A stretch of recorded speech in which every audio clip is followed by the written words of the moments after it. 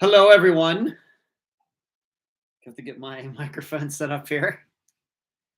This is the Unfound Live Show for March 13th. Look at my hair. Ugh.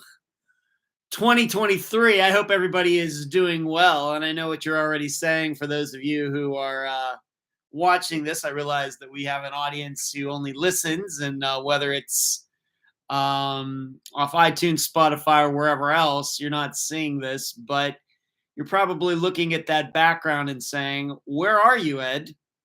Well, if you've been around here long enough, you know that this is actually my bedroom here in my place, my condo here in Clearwater Beach, Florida. And my dad is now here. And so things had to be moved around. And so that is why I moved my equipment and everything here into my bedroom out of the main area, so Dad can watch his TV and do whatever else, um, and I can get my work done as well. And then also when I do my recording for the episodes, for however long he's going to be here. When I usually record late at night, I can be over here and he can't hear me, and so we have to work these things out. So that's what you're seeing here in the background. A lot of things, papers and stuff. Those are things that are not usually in here. So there you go. But I have a great, excellent, spectacular, fantastic live show ready for you tonight, and I hope you're all ready to partake in it. And I got one question before I came to the microphone tonight. So if there are any questions out there that you'd like to ask, please do so now. Lisa, I see you. I got your question about music. I will surely get to that before I am done tonight. But if anybody else has any questions they'd like to ask me, does not have to be missing persons related, I will give it my best shot at answering whatever you'd like to know. And please remember to give this live show a thumbs up as you are watching tonight. Please think about subscribing. Please think about joining by hitting the join button below the screen here. I think you'd have to go to a regular computer to do that. I don't know if that join button shows up on apps that you might find on your phone or tablet. So like I said, yes, my dad is here. He had called me last Thursday while I was at trivia, and he said that he's going to be coming down. I said, okay. And he got in his vehicle on Friday morning, and he got here Saturday evening. 86 years old, drove from Pennsylvania to Florida. So how about that? Who would have thunk it? But he's here. He's actually sitting on the other side of this wall right now watching TV. And I can just barely hear the TV out there. I don't think that you can hear it. I don't think the microphone is that sensitive. So he's of course over in the other room. So there were a lot of things that I had to do around this place, move some things out of that guest bedroom and move everything in here to prepare for him being here. How long is he going to be here? Hard to say. As I think I've said in the past, I think he gets bored here fairly quickly. So we shall see. But everything's been good so far. Just hanging out, watching some TV. We sat out in the balcony last night. It was a little cloudy out, but we were looking at the planes flying over the Gulf of Mexico, and there were some clouds rolling in and things. So those are some of the things that we've done so far. He went out and did some shopping, went some places today. I got some work done here. So we're coexisting for the moment. So let's see who's in here, and I will get right into this. Hello, Charles. What's going on? Lisa says, I'm not late or out of town. Hello, Lisa. Kathy, good to see you. Mark. Paula, I'm back on schedule live show and deep cleaning of the kitchen. Yeah, you got to do that deep cleaning, Paula. Jasmine, Mark says, pretty safe bet. I won't be cleaning anything tonight. That's funny. Yeah, hello to you, Charles, and Suzanne, and Twinkle, and Cherie. Thank you for moderating tonight. Not sure what's going on for everybody tonight, but I got a pretty good agenda planned. Did everybody remember to put their clocks ahead? Is that even a thing anymore? You know, it seems to me that just about all the technology that we have in our lives these days automatically just do that. So I don't know. I know that there's a clock over here. I don't know if you can see it. I still haven't changed it. So it's like old enough that it didn't change by itself. The microwave in this condo did not change itself. I had to change that, but I think everything else. Did my car change? I don't even remember. Have I even been in my car? Did I do any driving? I didn't even do any driving yesterday or today, so I don't even know. I'll have to check it when I get it, maybe I guess I'll get in it tomorrow, maybe.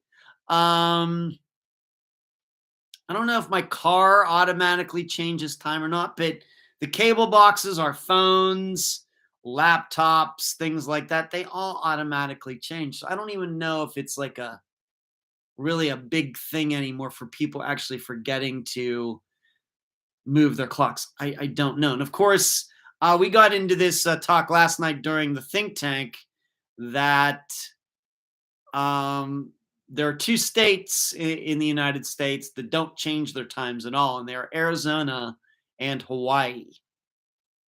So all the other 48 do. I'm guessing Puerto Rico does, and these territories, I think. But Arizona and Hawaii, same time all the time. So, for example, for Arizona, it goes back and forth between Pacific time and Mountain time. And so now that we've changed, Nevada is on Arizona time. So during the summer, Nevada, Arizona, California, they're all in the same time zone. But then when they go back in the fall, then Arizona technically goes back to the Mountain time zone.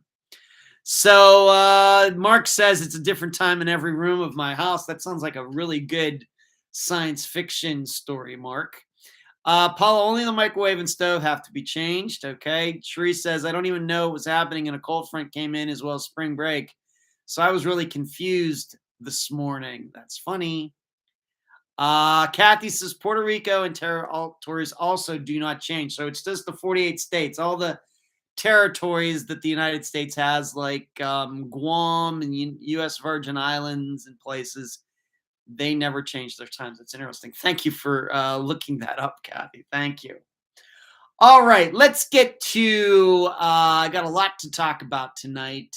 A lot of things going on connected to Unfound, either on Netflix or, other things. So there's going to be a lot of stuff tonight that is connected to Unfound, even though in a way it's not connected to Unfound.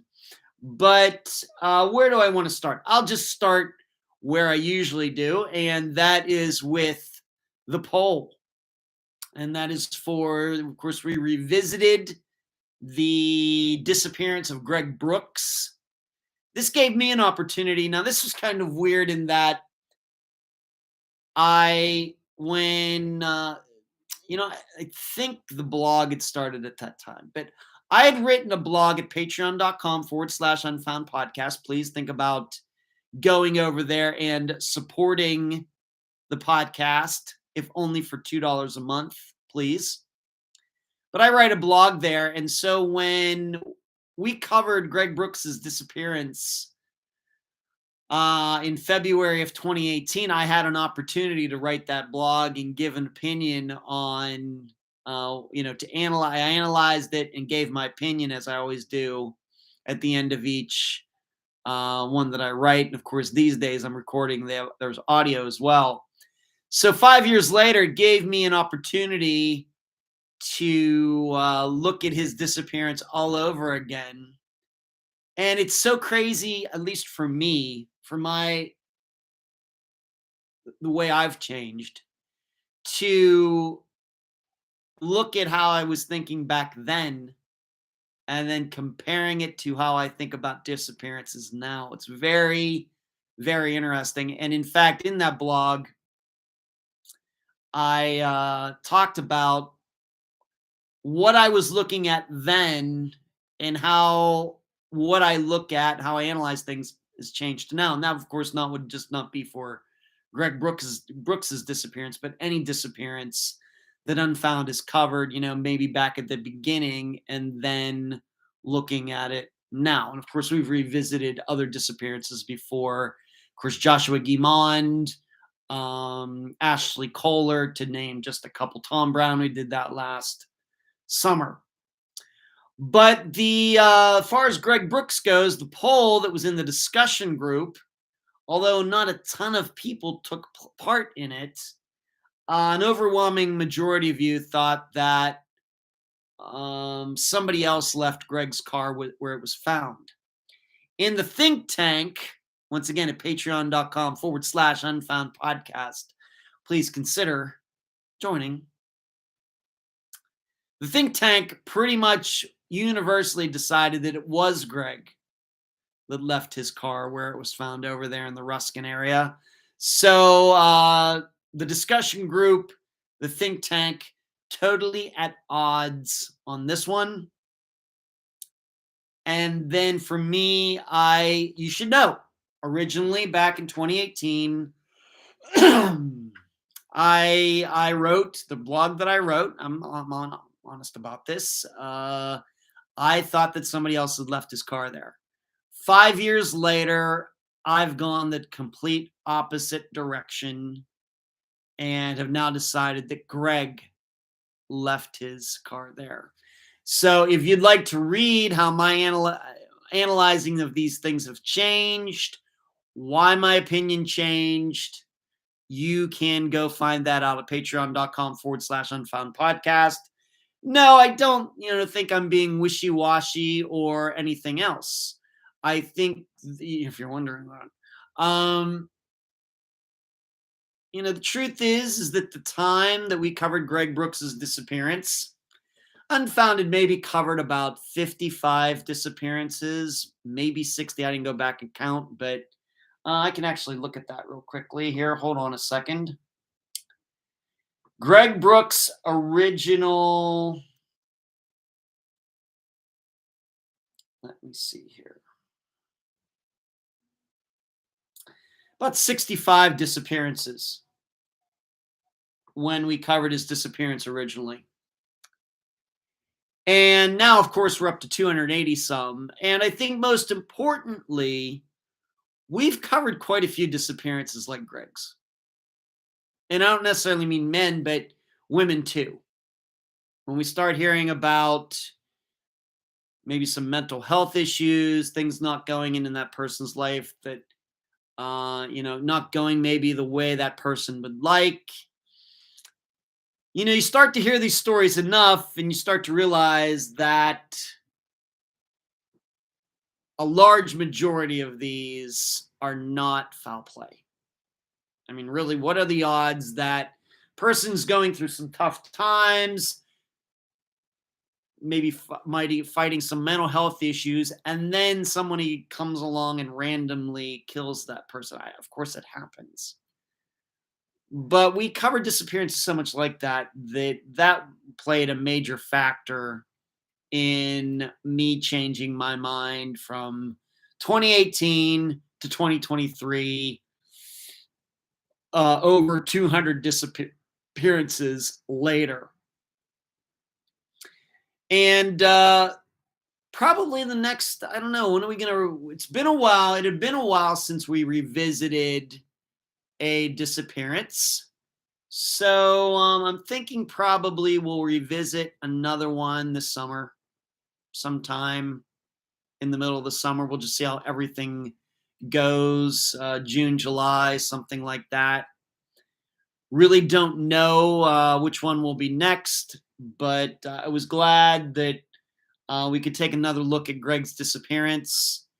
And I have to admit, what drew me a little to it was that it is a disappearance kind of local to me, in that his car was found in the Tampa area. So that played a big factor in that. So hopefully you've gotten to listen to it. If not, hopefully you will soon. And maybe you'd like to email me at unfoundpodcast@gmail.com to tell me what you think. Maybe you've listened to the original episode and had one idea, but now that it's 5 years later and you've listened to all the other Unfound episodes, maybe your thinking about disappearances has changed. Your thinking has changed, that maybe you've come to a different conclusion, just like I have. Mark says, we've only changed for about the past 10 years. Oh, in Indiana. So Indiana was a state, Mark, that used to keep it the same all year round as well. Interesting. Okay. Hello, The Real. What's going on down in Australia today? You should know, The Real. We are going, of course, you already know that we're trying to cover a disappearance in Australia. I had a conversation about 10 days ago with the brother of a woman who went missing on Australia. But just a few days ago, I spoke to a woman in New Zealand about a disappearance that happened there. So we might make that happen to The Real. And then everything 2023, what is going on? Everything good to see you. All right, moving on from the Greg Brooks Revisited episode. As I told you last week, I think that I can talk more about it now. And that is, of course, I'll be talking about this even probably way more in depth come the next update episode, which is scheduled for the end of April. You know, we do these update episodes every 4 months. So I'm due for another one at the end of April, and I'll talk about it again there. But I told you last week that Daniel Villarreal had been found. And I have still not heard specifically whether it was foul play or not, but I'm just going to give you the circumstances under which he was found. And you'll have to decide for yourselves, but I think that you're probably going to think like I do. But to remind all of you, Daniel Villarreal was with his girlfriend in the Phoenix area. It's a disappearance covered fairly recently, within the past year. And they were out, and this is her story anyway. He got into one car wreck, got into another car wreck, then ran off.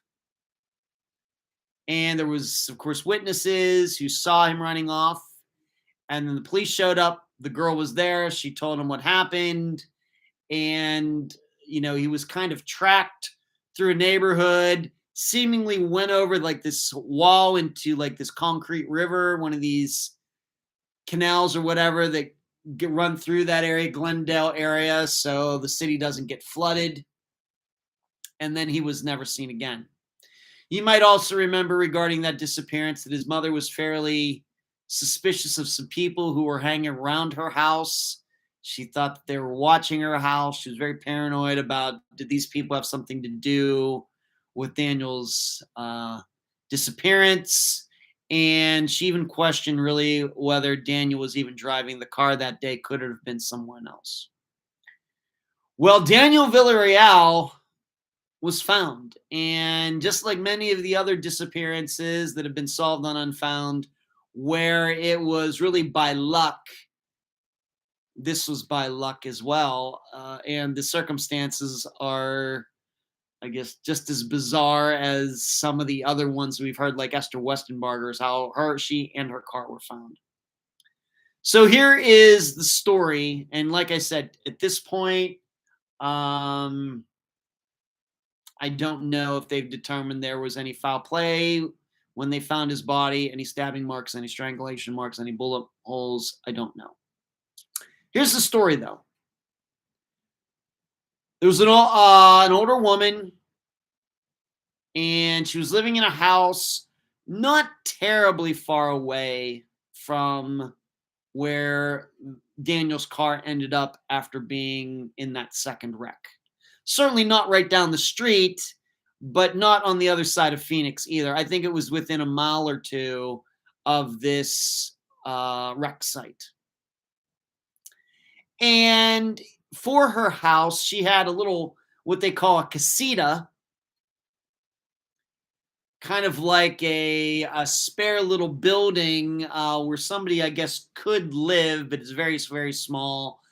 I can remember back in Las Vegas, this was a very popular thing on some houses, especially newer houses in upper scale neighborhoods, that it would be like a detached or maybe just semi-attached, like guest bedroom or something like that. Great if if you're going to get into the Airbnb business, something. But I think this house was probably built well before Airbnb ever came along.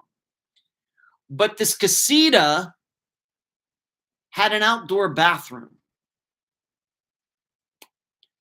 But the plumbing or the toilet or something had gone bad on it a while ago. Well, this woman, I guess, decided, this is the story, and I got this from Daniel's mother. This is what she sent me. That her son must have decided, I don't know if they're going to be selling the house. Did she have to move out of there? Is she so old? Maybe she has to go into some sort of care home or nursing home or something like that. I don't know. But finally decided to get this bathroom building in the backyard, wherever it was, fixed. And the thing is, though, it was locked and they couldn't get into it. And she didn't have a key. So what her son did was he took the door off the hinges to this outdoor bathroom, and there was Daniel Villarreal inside this bathroom.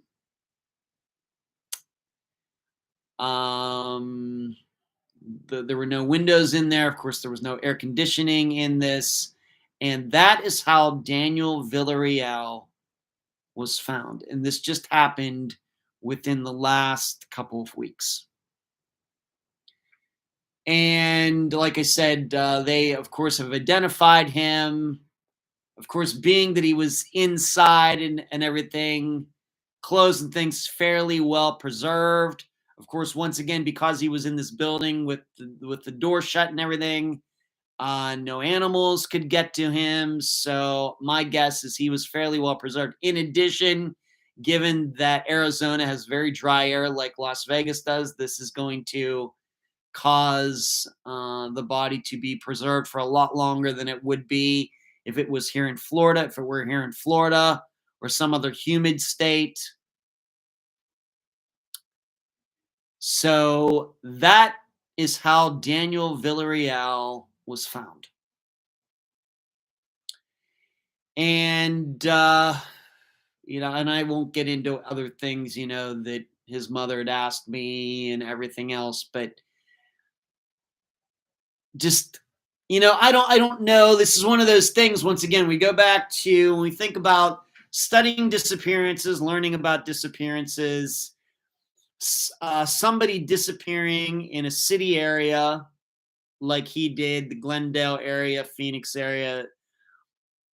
I don't know how you could just randomly pick out the idea that he would go into somebody's backyard.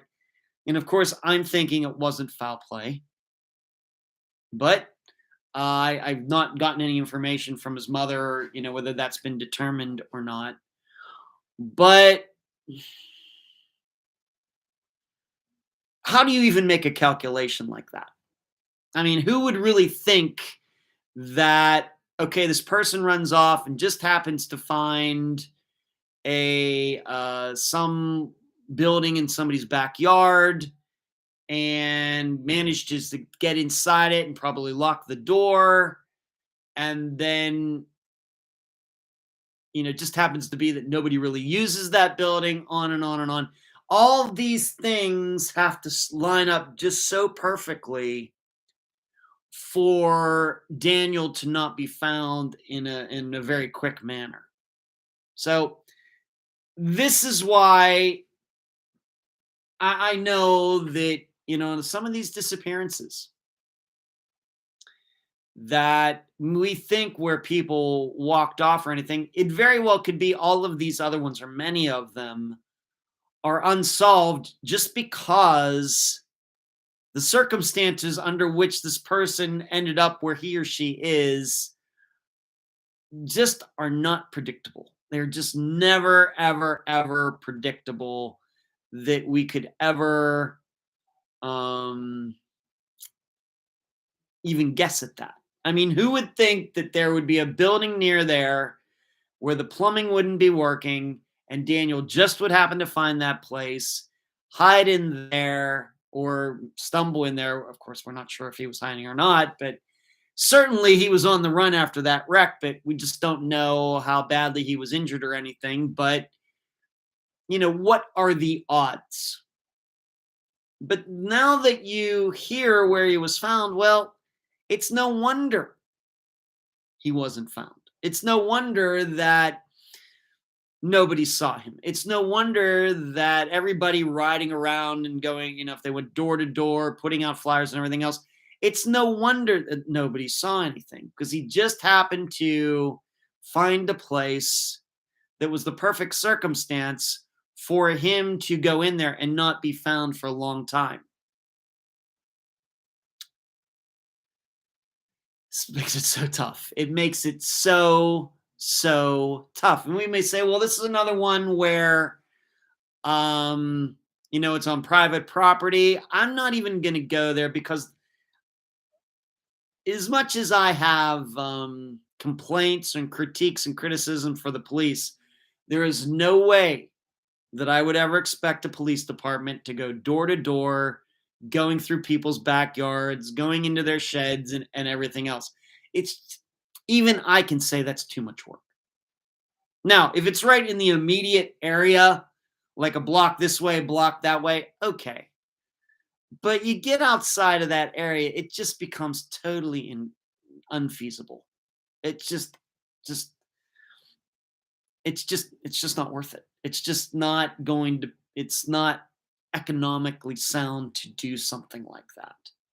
And so I think we now know why Daniel wasn't found. The police aren't going to go door to door like that. Even if they did, even if they had gone to that particular house and saw in the back that there's a little building there, they would have gone back there. They would have tried to open the door. It's locked. And the woman probably would have told them, that's been locked for a long time. And they'd be thinking, well, he couldn't get in here, and then move on. It's just so unique, so odd. And, but this is what makes these, this is what makes these disappearances so difficult, because I am inclined to believe in these particular disappearances where I didn't think there was foul play that occurred in his disappearance, but for many of these, I think they are like that.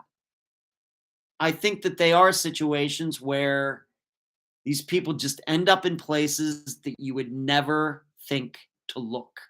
And I don't mean like some of these disappearances where we think that people went into like a river, like the Mississippi River, like Jake LaChalais, Shane Fell, Ben Archer, people like that. I mean the other ones where there wasn't a river around or something, like Joshua Guimond, and I just brought him up at the beginning of the show tonight, as one of the revisitings that we did.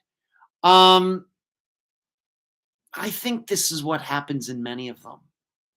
These people just end up in places that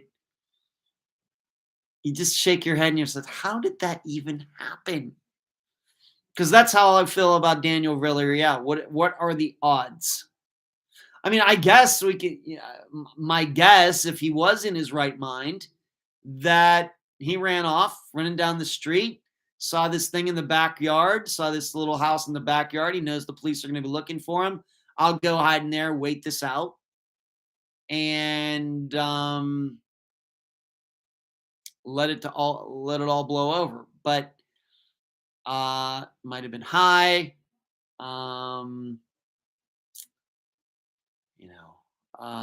Maybe he had a head injury or something. Maybe he even fell asleep there, and the heat just got to him. So that, of course, if I hear anything more, if I hear that there were marks on him, that he was beat up, if I hear that there were marks, any stabbings, or it looks like foul play, I will, of course, let you know. But I've heard nothing about that since his mother contacted me early last week. As you know, I talked about this last week, but I wasn't sure if I could come forward with some of the details.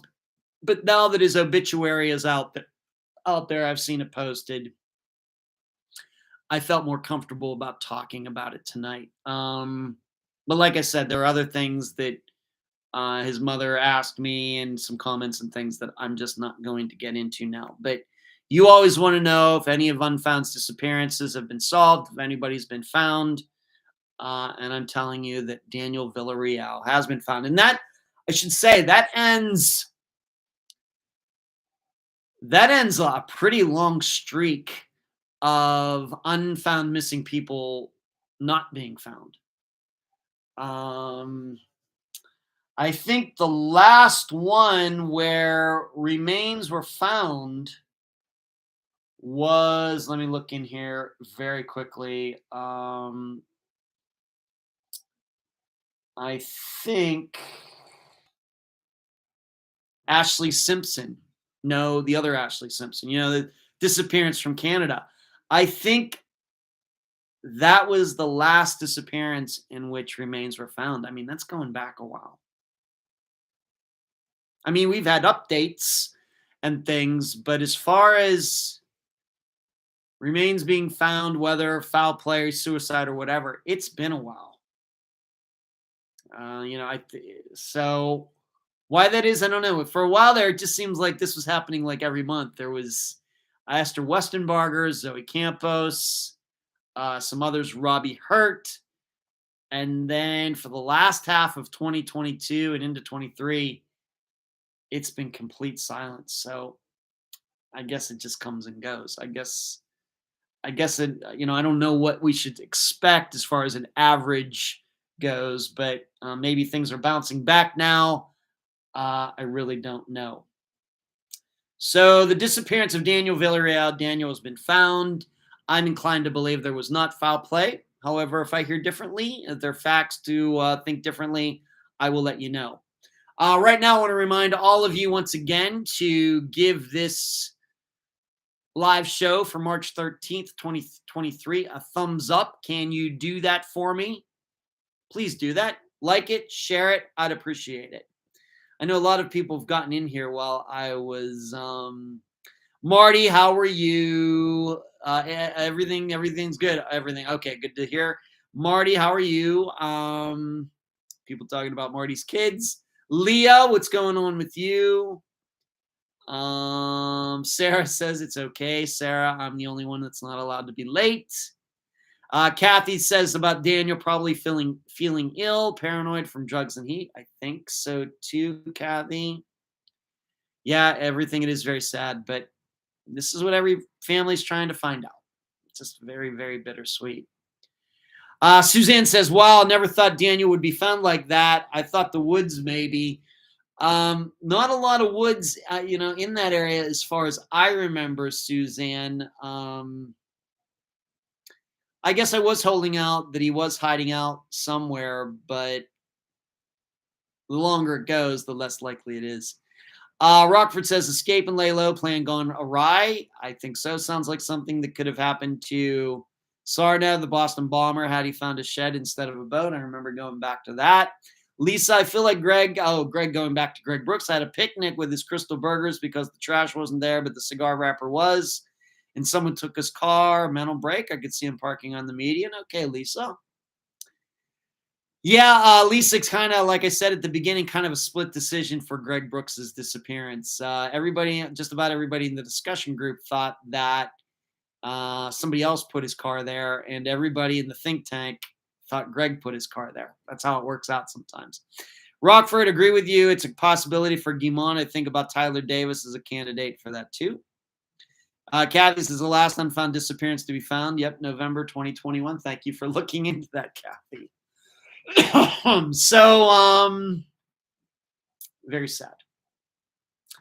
All right, moving on. Very quickly, there was a disappearance. I did not print out anything to read, but I did post something in the group on Facebook. There was a man who went missing. His name was Christopher Teal, Teel.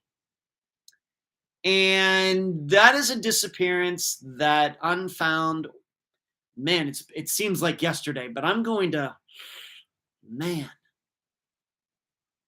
thinking that's a disappearance that we almost covered back when I still lived in Madeira Beach. So that would have been back early 2019 or earlier. That's how far back I think that goes.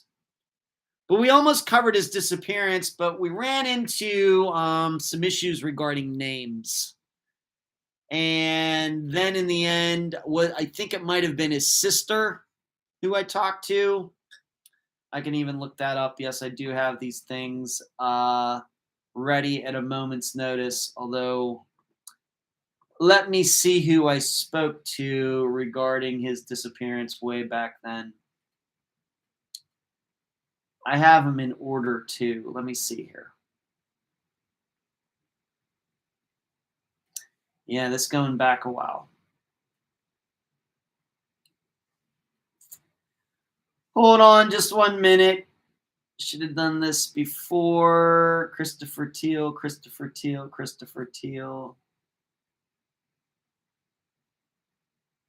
I can't find him in the list then. Just when I have to find it, I can't find it. Hate when that happens. I can't find it. I think it was his sister, but it's a disappearance. I think they went to like a casino and then he went missing, something like that. Well, he has been found. And this is a disappearance that kind of was on my list. Maybe if it had gone on longer, maybe I might have gotten back in touch with his family or something. But I tried to interview, like I said, I think it was his sister or his mother about his disappearance, but they kind of backed out at the last second. Had to do with, they really want to go on the record with all of this, and they had some fear involved and a bunch of things put together.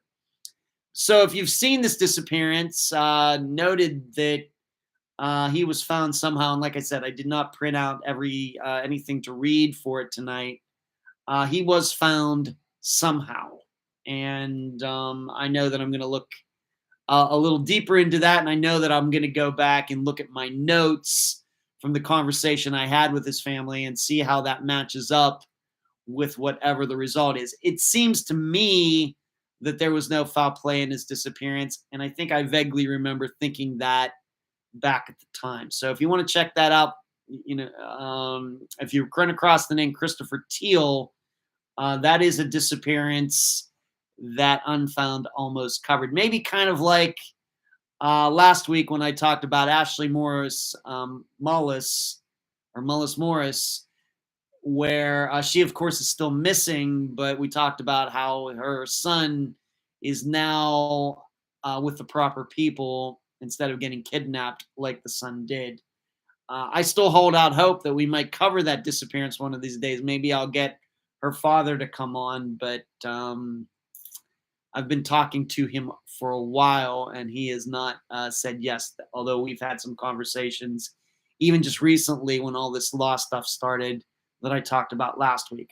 So, as you can tell, I never forget people who I talk to. It seems like these disappearances people talk to are forever etched on my mind, and because you never know.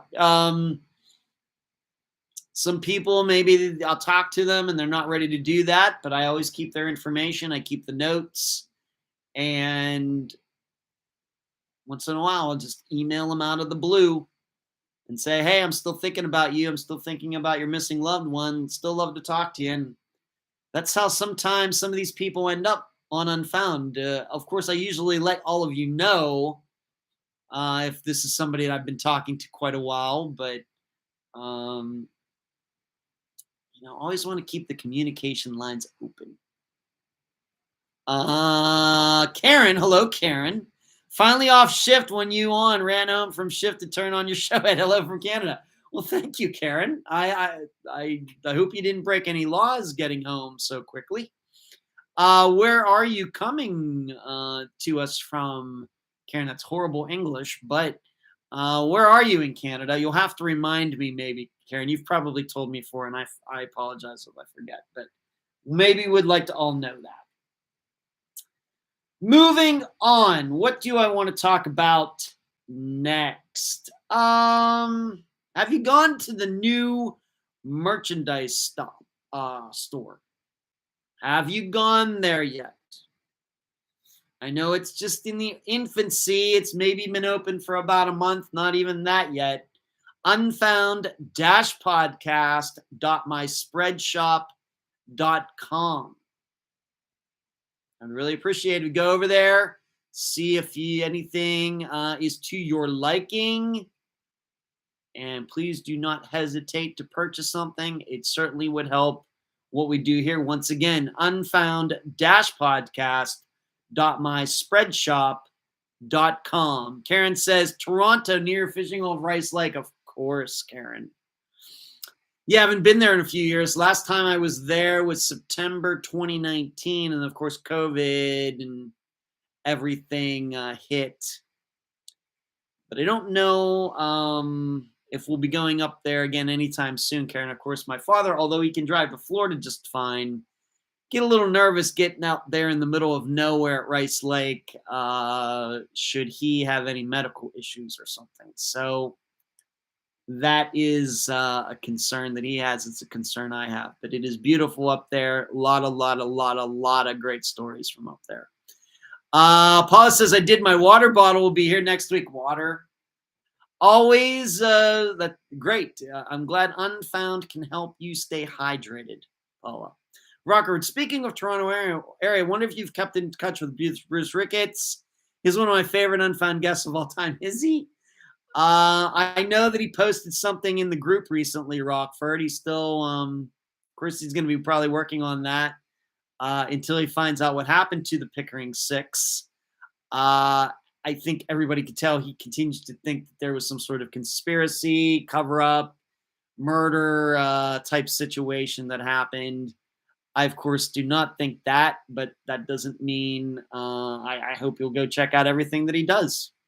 And that's why post in the group or wherever else, whenever he wants. And if he were ever to email me or something, happy to talk to him. As all of you know, even though I may think differently than my guests do, I'm still here to help. Yeah, that's great, Paula. Twinkle says, Karen, have you bumped into Goldie Hawn and Kurt? They have a home there. I have not. I have not. That would be cool, though. I'm a big fan of both of them, Karen. Big fan of both of them. All right, so the merchandise store, unfound-podcast.myshopify.com. Something else that has just happened within the last couple days. Somebody has stepped up to be the new website master. And I'm very excited about this. The website, I have no problems posting anything. I can put a lot of files there, pictures there, links there to this YouTube channel and to all the episodes and everything. But when it comes to design with WordPress and everything, I need to know a lot more than I do, and I don't have the time to learn. So it's really just been a thing of me managing it, just posting things there. But the person who's going to be doing it is the person who originally came to me a couple months ago and said, you know, Ed, that website really needs some help. And I don't know if he was just maybe a little hesitant at the time or whatever to just volunteer, but that's what got me started asking for somebody. And really, I made that post. I think I even said something in an episode, and I really didn't have anybody who contacted me. And then yesterday morning, this guy contacted me again, and I guess he decided he was up to it. And he has some website experience, programming experience and everything. And I've known him for quite a while. He's a Patreon supporter, at least was at one time. He's contributed to the show. And we've had a lot of talk like about music and things. So we have a new person who's going to give it a shot to take care of the website, redesign it, and we'll see where that goes. I'm very excited to see what happens. As you all know, maybe from a few years ago, I had an assistant, Natasha, who, by the way, I just spoke to Natasha recently. She's doing great. It was great to catch up with her a little bit. She's doing fine. And, she would, of course, post everything to the website and really manage it. But even she, nothing against her, was not much of a designer or anything. She could do fine with the YouTube channel, but when it came to WordPress and everything, not really her forte, not my forte. But she always posted on there, was very reliable and everything, and I always appreciated that about her. But I'm thinking that we finally have somebody that I can do the posting as long as somebody can just kind of update it and make it look a little nicer. So we'll see how that goes. And of course, the website is theunfoundpodcast.com. Mark, for your revisited show, you should consider the young guy from Conroe, Texas that disappeared after a bar night. Both parents worked for school system, two of his brothers. That's TJ Murray, Mark. And the thing about that one, Mark, is that it's probably just a little too recent. I'm not saying I couldn't revisit it maybe in 2025 or something, but it's probably just a little too recent to be revisited. If you go back and start looking at the episodes that we've revisited, really they're 2018, ones that we've covered in 2018 or earlier. So Tom Brown, summer of 2018, Greg Brooks,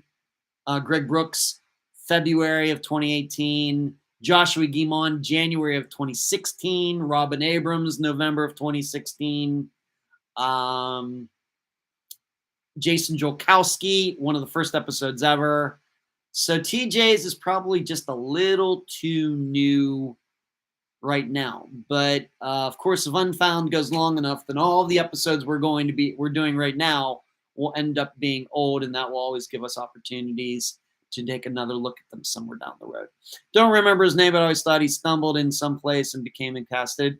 It's a good comparison to Greg Brooks's, Mark. Certainly. Certainly. And that's particularly what I believe. His family thinks differently.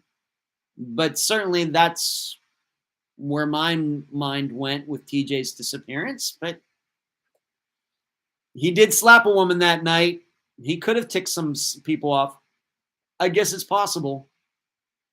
But that's, Mark, just so you know, that is the standard. That to revisit an episode, it has to be, going back like before 2019, at least. But thank you for the suggestion. Moving on, I want to talk about the Flight 370 documentary.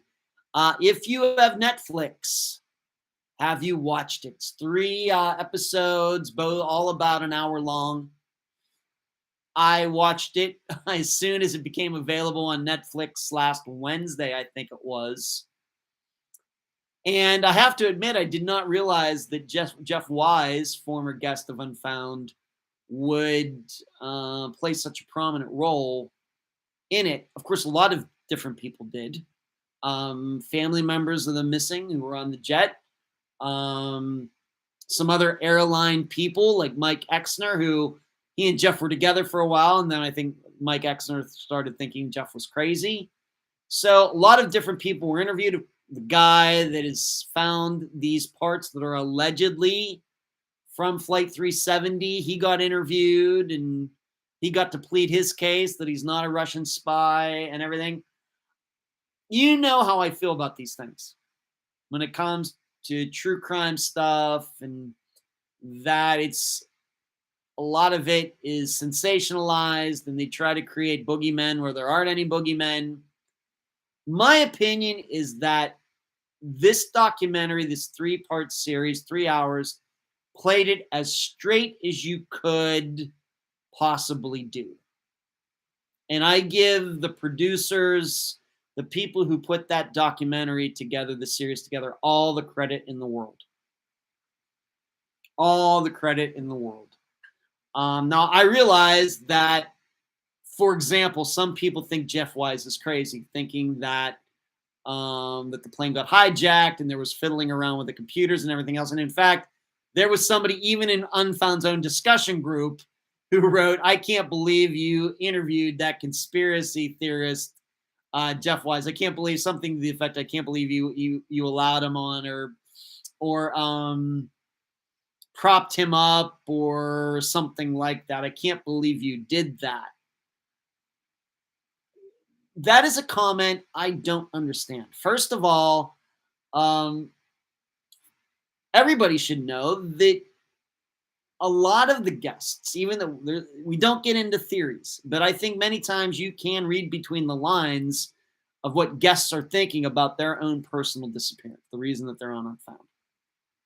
And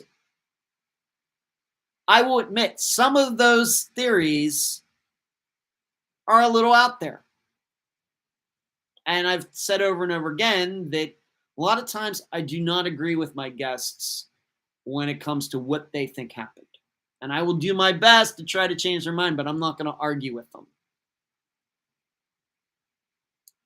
And I will even go as far as to say there have been people who I've talked to, and the reason they didn't come on Unfound, I had this happen within the last year. One prominently that I'm thinking of, where I did a lot of work on this disappearance, looking into things and everything, but the people would not come on would not be interviewed because I didn't agree with them. That's why that happened. I don't get it, but that's what happened. They wanted me to agree with them. Even they didn't think I don't know.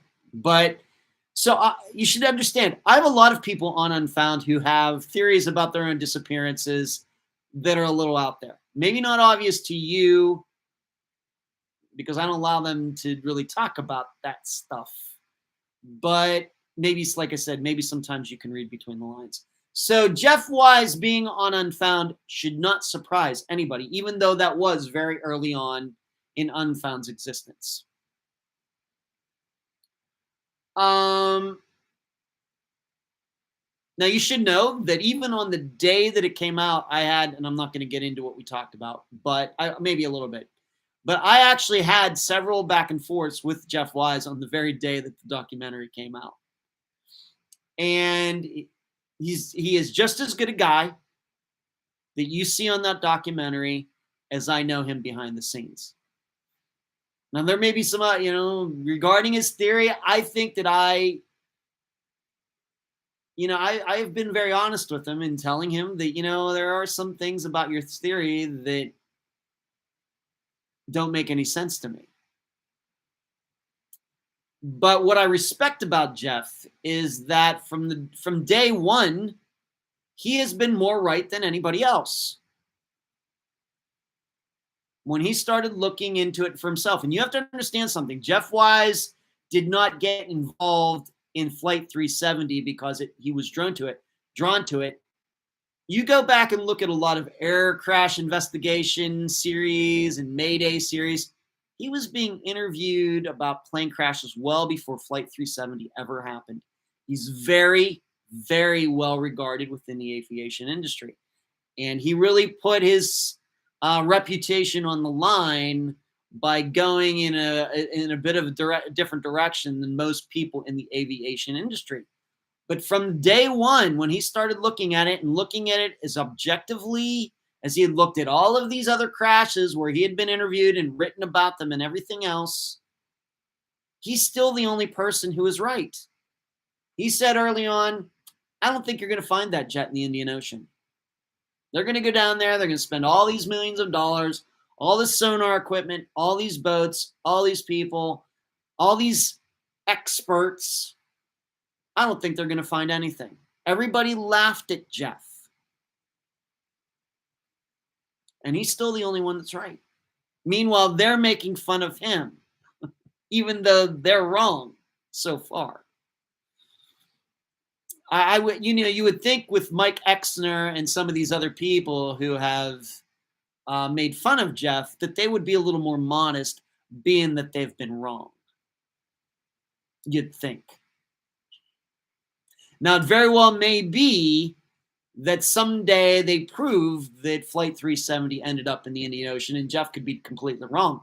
But that day is not today.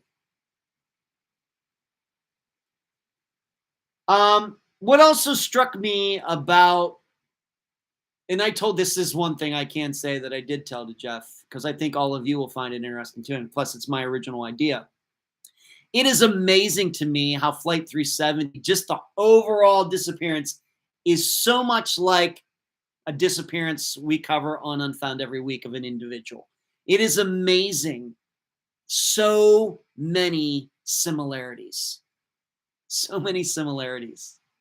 You have inept government, inept law enforcement, people coming out of the woodwork with theories that are certainly crazier than Jeff Wise's. I mean, they put that in the documentary. You know, these YouTube channels, these opportunists, these sensationalists with aliens and psychics and everything else. The use of data and trying, GPS and trying to figure out where people are. Of course, they're trying to figure out where the plane is.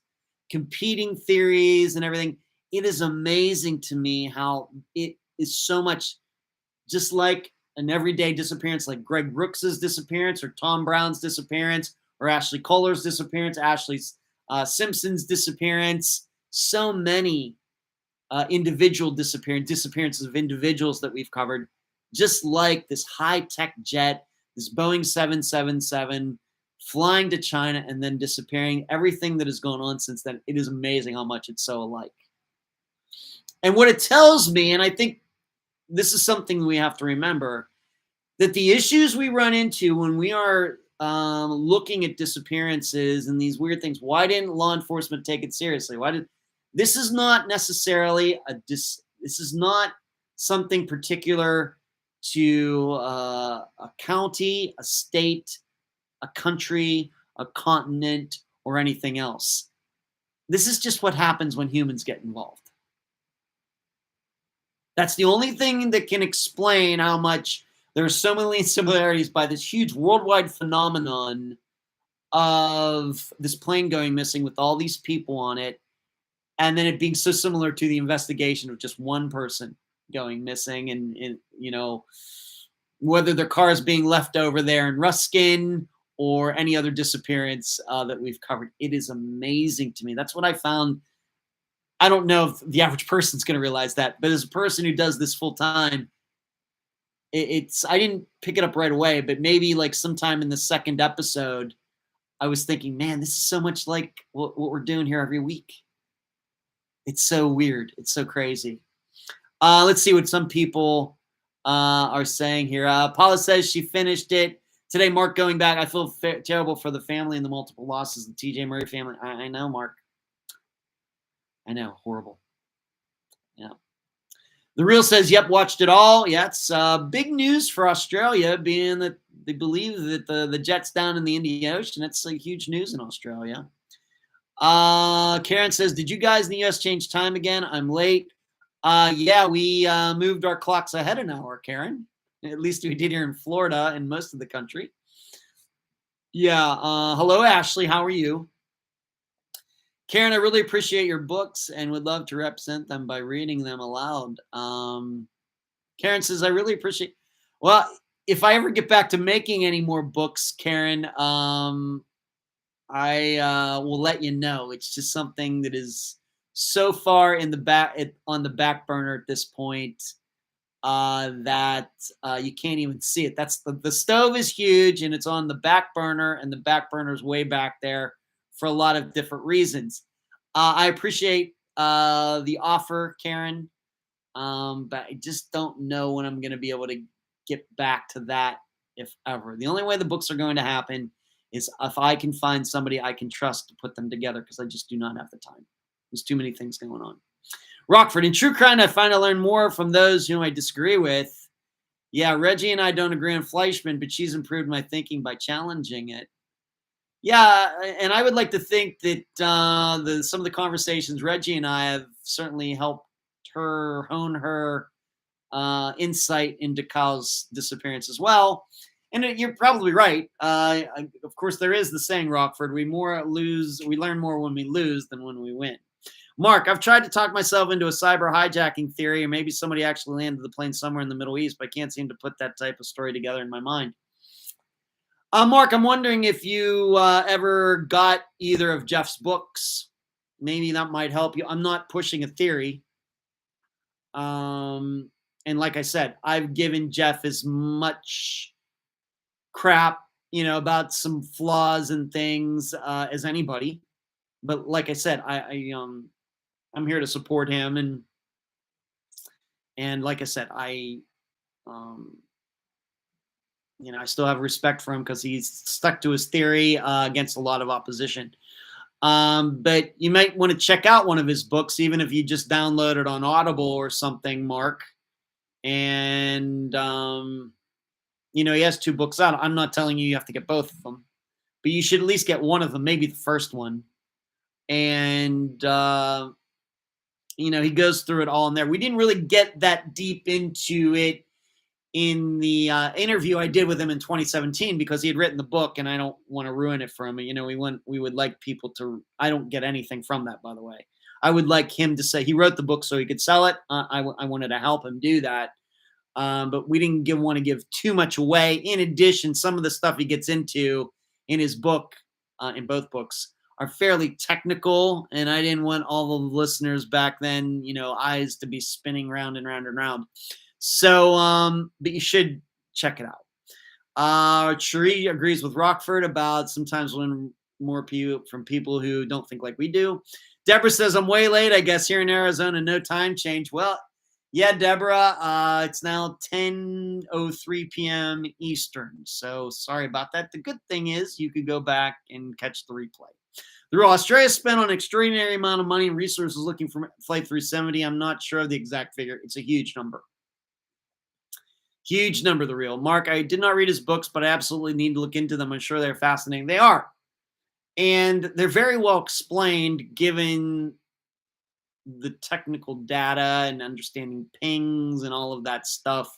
I think he does a really good job explaining it. Now, granted, I'm into plane crashes and things like that, so maybe it comes to me a little easier than the average layperson, but I think he does a good job. Karen, where was it found? So interesting. Is Ed had a guest speaker on that story, which was a great forum. Well, if you're talking about the plane, it hasn't been found yet. But one more thing I do want to mention. By the way, it is on Netflix, if anybody's wondering.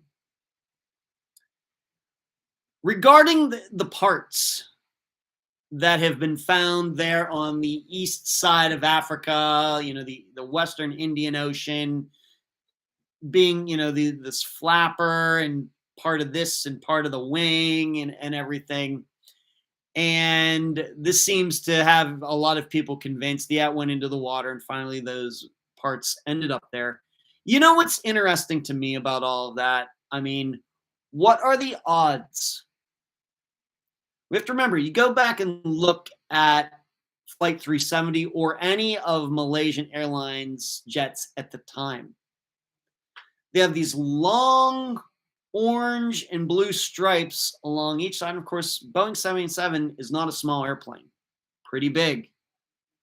The only jets bigger than it in common use are the 747 and the Airbus 340. It's a pretty big airplane. Carry a lot of people. Pretty big. That's a lot of paint on that jet. The blue and orange stripes the whole way back from the nose to the tail. And then it's the Malaysian Airlines logo on each sides of the tail, like every airline has. What are the odds that all of the parts that ended up splashing up there in Africa, not one of them is from a part of the plane that has any Malaysian airline paint on it? No blue, no orange. Just generic parts being found on those beaches. What are the odds? Of all that orange and blue paint, not one part of the plane that had that on it has been found. Very, very, very interesting. And I brought that up to Jeff. I think he thinks the same way. Everything you downloaded his book. Excellent. Everything. Thank you. I find plane disappearances sad, but extremely interesting. Me too, Karen. For sure. Mark, Malaysian Airlines does not exactly have a stellar record when it comes to safety as well. Well, I don't know about that, Mark. I mean, maybe they've had some things that have gone on since that. Of course, we know the jet that got shot down. But is it as safe as like the airlines in the United States? Maybe not, but I think Malaysian Airlines is fairly well regarded. Fairly well. So, and of course, nobody is thinking this was some catastrophic failure or anything. So I'll have to watch it. Sounds very interesting. You got to watch it, Leah. I think they do a good job. And by the way, do I think that Blaine guy who's found those parts is a con man? I do. I'm perfectly open to the idea that he's being duped. Somebody is, knows that he's out there looking for this stuff, and so somebody is, egging him along, making him feel like I'm totally open to all of that. The big problem with that Blaine guy is he's the last kind of guy that you would want involved in something like this. He's a total glory hound. You could tell that from all the pictures and how he's talking in this series and everything else. There's no modesty to him. There's nothing like, you know what, I'm just trying to help out. And it's, he must be related to the Kardashians. The dangerous place in this world is, the most dangerous place in this world is between him and a microphone or camera. We could just tell that. And so that is also on top of everything else, makes me suspect that this is not as everybody seems. It's not as everybody thinks. It's not as it seems. There's something going on here. I mean, and him being like that, everything just adds to the mystery of it.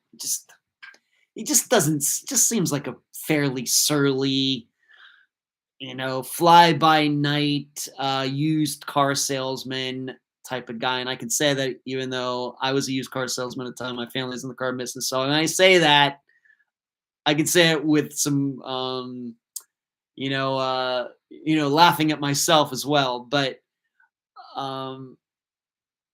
you just like it a lot more if he would just a more up and up, stand up type of person. And you just do not get that. Of course, Jeff looked into his background and found some things, and I don't know, I don't even need to know any of that stuff that he could be connected to Russia and everything. I don't need to know any of that. just his behavior, just all the mugging for the camera, and look at me, look at me, look at me. That's enough for me to be suspicious of the whole thing. Polly sure used me and I often. I know. The real Australians use Malaysia Airlines quite a lot, so we're familiar with the brand. I would have no misgivings about flying with them before this happened. Last thing we expected, and Jill is here. Thank you, Jill. Thanks for showing up. So if you have Netflix, I definitely recommend that. You may be saying, oh, man, I'm really not into plane crashes or plane disappearances and everything else. It's really well done. They did use, I don't like recreations and things, but you've heard me talk about that before, but it was pretty good. They gave Jeff a fair shake in his opinions. They gave the Blaine guy a fair shake. They gave Mike Exner, who has more run-of-the-mill theory about, yes, it did end up in the southern Indian Ocean. They gave a fair shake to this woman who said she could see parts of the plane way up there where it went first missing, or where it went off radar. They got into this idea that the United States covered the whole thing up, which I think is fairly crazy. They didn't go too crazy in any direction. They let people have their say. And I thought it was as about straight down the line as you can do for a mystery like this one. So check it out. Moving on. Last Tuesday, I made the most recent Unfound now public for everybody. And just like happened a few months ago, this is a disappearance that got solved before it could get to to the public, and that was the disappearance of John Tipton from Sevierville, Tennessee. He was at work. He went to get something to eat, and then he ended up leaving his car in a parking lot right by this river and was never seen again. If you've watched the Unfound Now episode that is now on this channel, available for public perusal, I pretty much made the prediction that pretty sure he went into the river. Well, that's where he was found. Very sad. Why it happened, I don't know if we'll ever know. Just like Greg Brooks and others, this guy, this young man, John Tipton, he went somewhere, and whatever he ordered, he went to a Waffle House or something. And he didn't eat everything that he ordered. He took a to-go bag, and then he promptly drove right up the street, parked his vehicle, and then seemingly jumped into the river. I don't know how you make sense of that. And with these Unfound Nows, really don't know a lot about these missing people. There isn't much out there to find out about their personal lives, so that really makes it difficult when that I think disappearances are all about people. Even with Bo Man, his disappearance that we covered a couple weeks ago when the Unfound Now came out last year, that I really didn't know a ton about Bo Man. I really didn't get to know him until I interviewed his mother. So I don't know what was going on with this young man, John Tipton. It's very sad, but he was found deceased. So, and I did post that. I did pin that comment for that episode in the comments section. If anybody's wondering, why did he do this? And then he was found. Well, I recorded it, and it became available for Patreon members and members of this channel before his remains were found. And then it was in the process between that happening and then it becoming public is when John's remains were found. Very sad. Rockford, watch the Tipton episode. Very well done. Yeah, it reminded me of Brooks' last meal and then missing close to a body of water. Yeah. Karen says does not make sense. I agree with you, Karen. I agree with you. I don't know. Moving on. I want to talk about, just as a Nathan Millard follow-up, I made the prediction last week when I talked about it that even though I know a lot of people think it's going to be foul play, I made the prediction that it wasn't foul play, and the news is now out for Nathan Millard, who disappeared, that even though it was wrapped in a rug and plastic and everything else, the coroner could find no signs of foul play on him. And probably, like I said, I think that's a surprise to a lot of people. Well, he's a guy there in business. I mean, he had to have gotten abducted, and somebody had to have wrapped him in plastic and wrapped him. This had to have happened. And to which I say, didn't have to happen at all. It didn't have to happen at all. And really, one of the reasons, like I said, this is one of those issues. I don't know what was going on in Nathan Millard's life. Something was going on, but would somebody who attacked him on the street just, really wrap him up in plastic and a rug and leave him somewhere? If they really want to get away with it, why didn't they just dump him in a dumpster? Remember that we have a tough time predicting what missing people, like we just got through talking about John Tipton. Why he did what he did, we're never going to know. I don't know. I just don't think we'll never know. Same way with Nathan Millard. We're not going to know why he was stumbling along, by himself.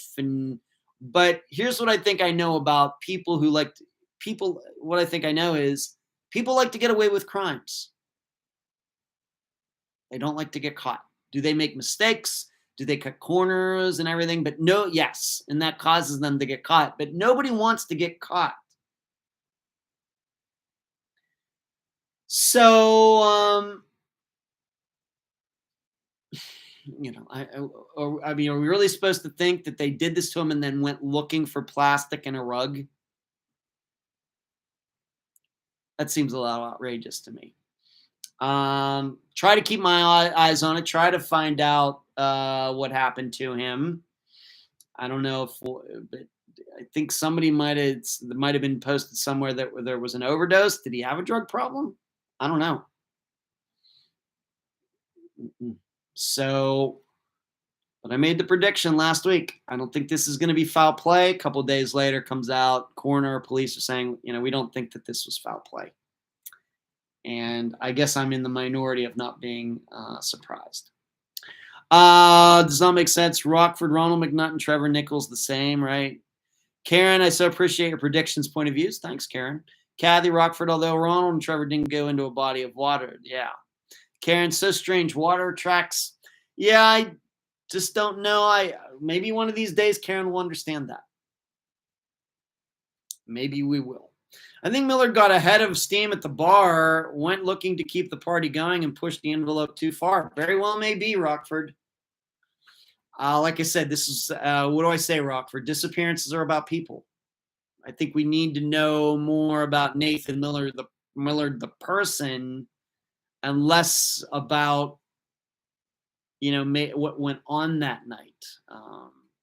What if we were to find out that Nathan had been struggling with some things? What if we were to find out that he did have a drug problem or a drinking problem or something like this? This would then take us further and further away from a foul play scenario. On the other hand, if we were to find out he's like the most straight-laced guy ever, even more straight-laced than I am,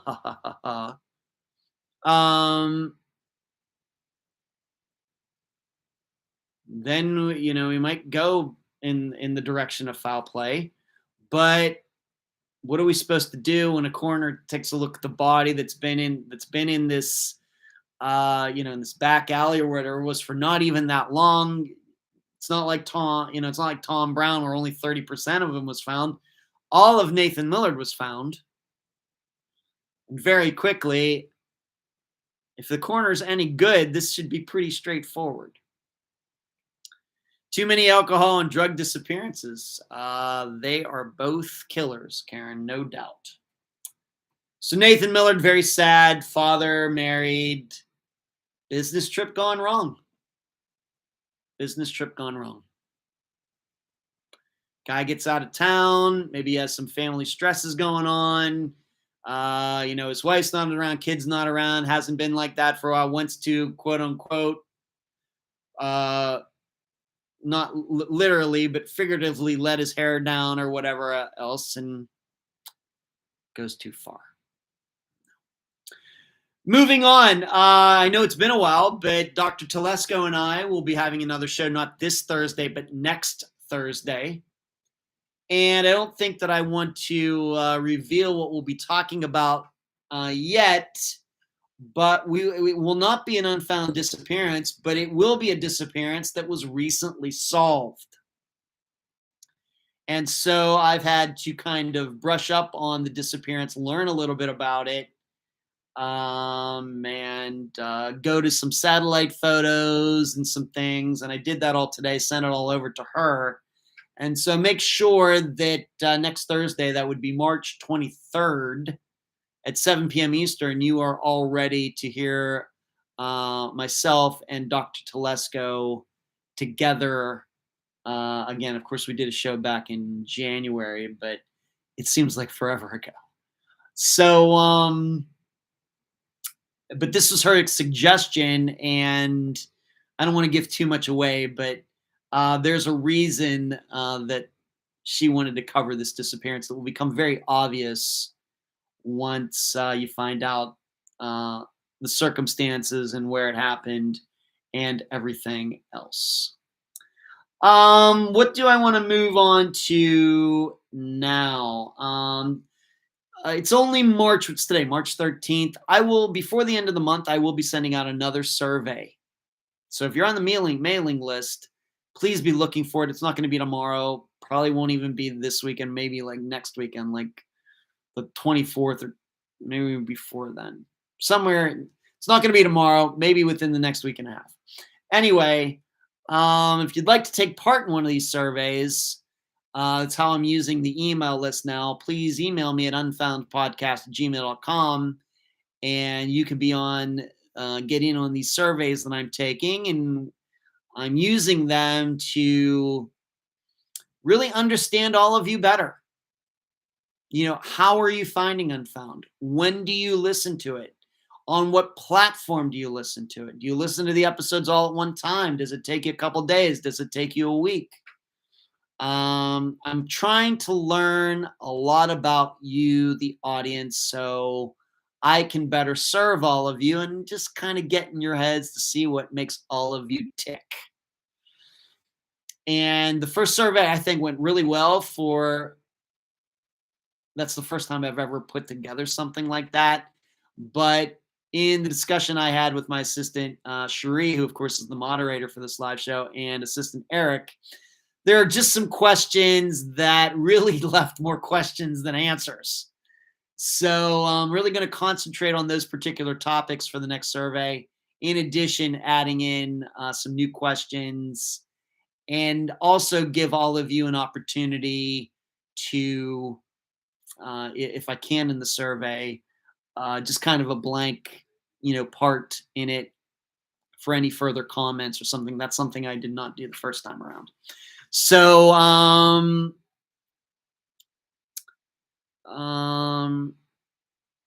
Rockford says, I have a lot of friends in the bar industry. The stories and things I've witnessed about men on business trips. Yeah.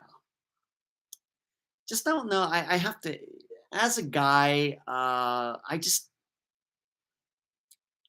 have to admit, I really don't understand that stuff. Maybe it's because I'm not married. Maybe it's because I don't have kids. Maybe. But that's just, I don't know. I've gone on, it's been a while since I technically went on a real vacation. It's been a while.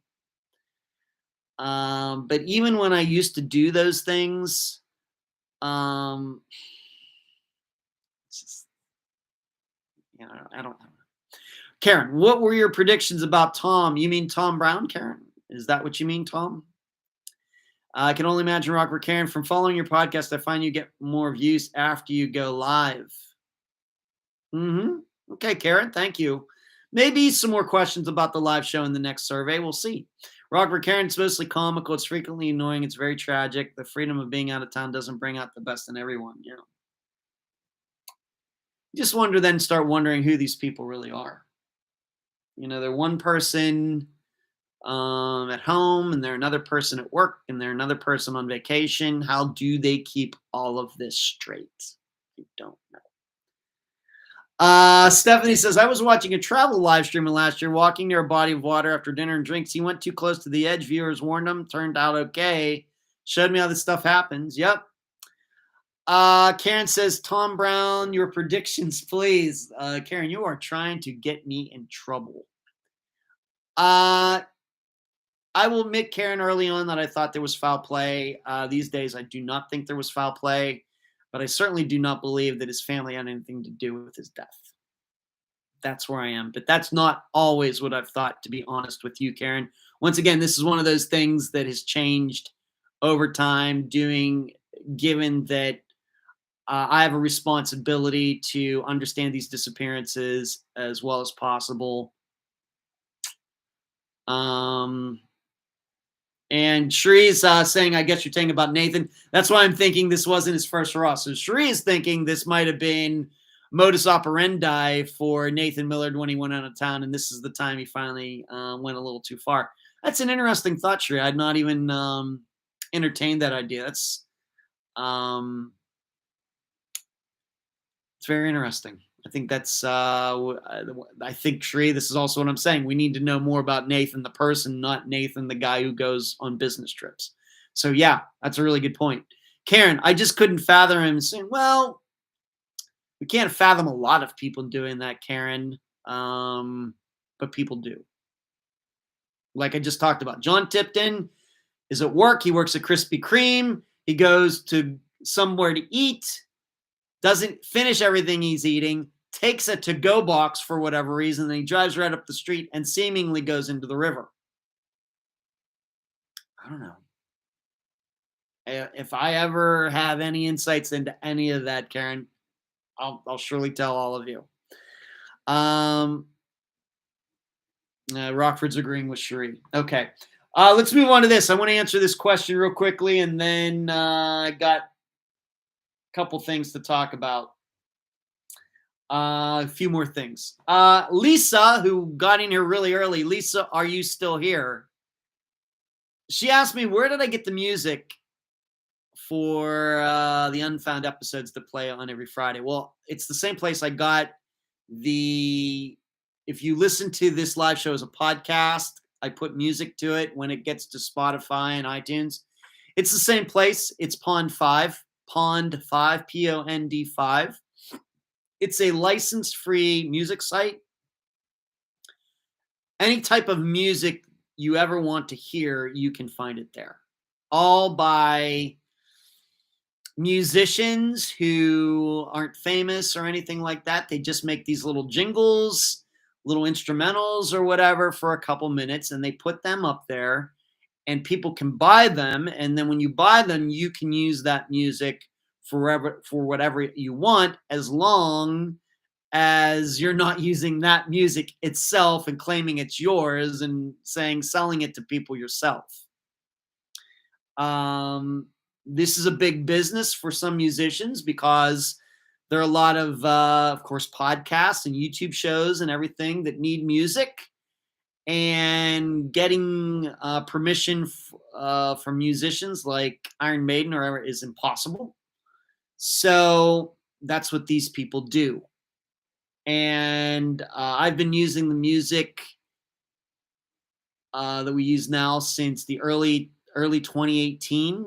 Before that, I was doing something that I should not have been doing. I was using the intro to an Iron Maiden song called The Great Unknown off of their Book of Souls album, which came out the same year or the year before Unfound started. But then I finally got licensed free music, and that is now the music that you hear at the beginning and the end of the podcast. It's just, you just start listening to music, you find something you like and you buy it. And the good thing is $25 and the music's yours. Even cheaper, $5, $10, just depends.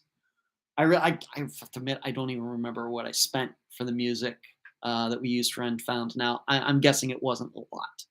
Same way with the music for this live show. When I turn it into a podcast after this live show's over every Monday night, same thing. Got it off Pond 5. And that's how it happened. I'm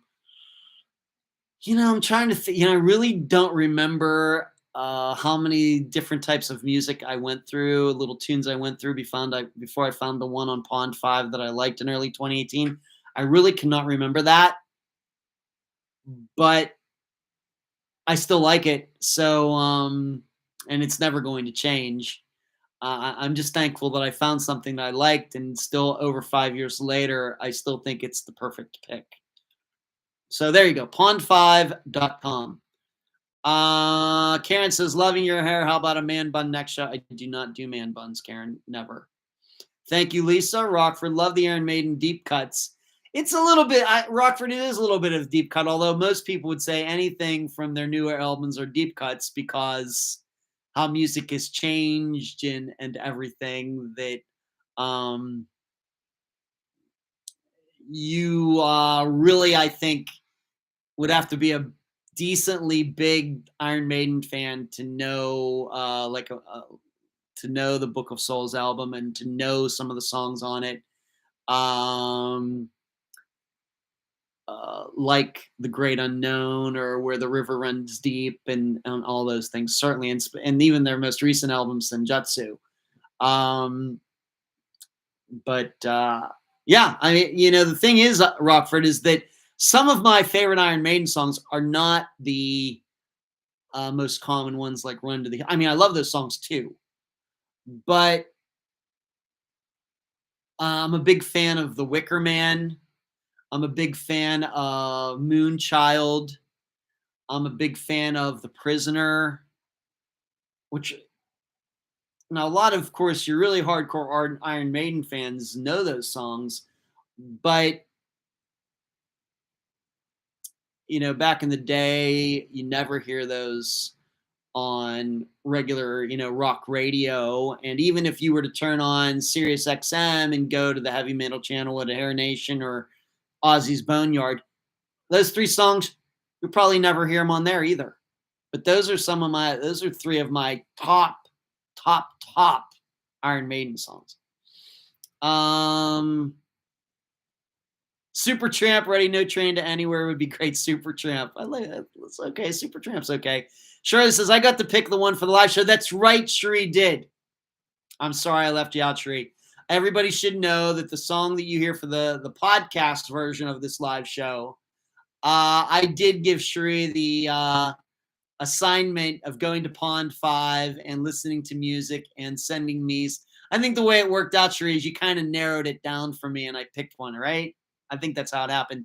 But yes, that's an assignment that I gave Sheree, and she kind of narrowed it down to 5 or 6.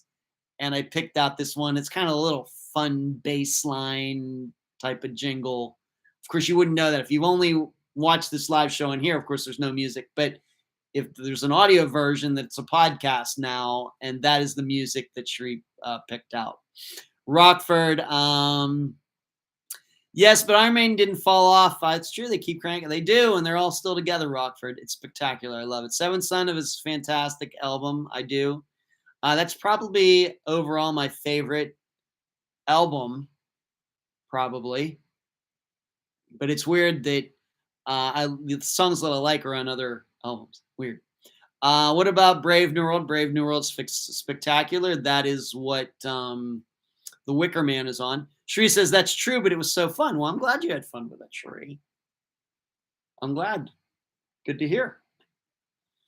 It was like, I have a job for Sheree. She's going to pick out some music. All right, let me go to this story. I want to read this to you. And I posted this in the group maybe last week and didn't get much response to it, but I'm going to read it for all of you anyway. To Osnay Robertson, a student at California State University, Northridge, was approaching 1 year of on-again, off-again dating with a coworker when she came to a realization she would eventually announce to her followers on Twitter, my biggest mistake in life so far was dating a man with a podcast. Ms. Robertson, 24, began seeing him in December 2021. He was 35 at the time and had dreams of being a social media influencer. I do not, by the way. They both worked at an Amazon warehouse near her home in Lancaster, California. The situationship, as she aptly called it, was very embarrassing, but she continued to date him until January of this year, 2023. I knew he had a podcast, but I had never listened to it. I was like, okay, I like this man. I'm already ignoring his social media presence. I'm just going to forget he has a podcast. Things were fine when they were together, as long as Ms. Robertson didn't think about his extracurriculars. Until one day he sent her a link to his show, inviting her to listen and share her thoughts. What she heard turned her off. For Ms. Robertson, it wasn't just the content of the man's podcast, but that he had one at all. Like many other women, she associates the form of a certain kind of man.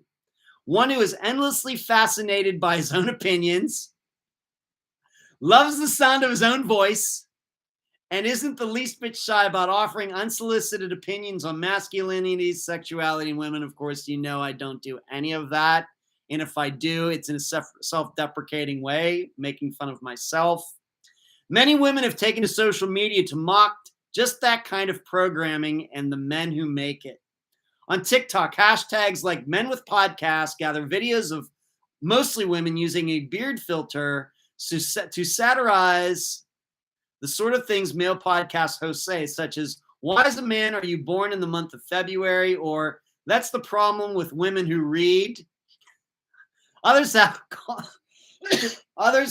on them to put down the mic and get a job. With the once booming podcast industry currently on the back foot, I don't know what that means, and host reputations for self-important mansplaining having long since caught up with them, is the podcast bro officially a persona non grata in today's dating landscape.